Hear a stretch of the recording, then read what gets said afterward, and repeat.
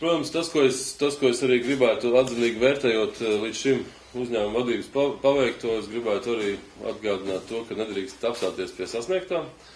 Mums ir jārealizē vairāk ļoti svarīgi projekti, lai mūsu dzelzceļš kļūtu pēc iespējas konkurētspējīgāks. Tas attiecās uz konkrētu dzelzceļa mezglu modernizāciju, tāpatās mēs redzam to, ka elektrifikācijas projekts būtu jāīsteno. Protams, arī ir jāmeklē jaunas kravas, jauni kravu veidi, jauni koridori, ko arī ļoti veiksmīgi valsts prezidenta Vidusāzijas vizīšu laikā mēs esam identificējuši, kādā veidā nodrošināt jaunus pārvadājumu maršrutus un attīstīt jaunus virzienus, lai piesaistītu jaunas kravas. Tātad šī gadījumā dzelzceļam ir priekšā liela izaicinājuma.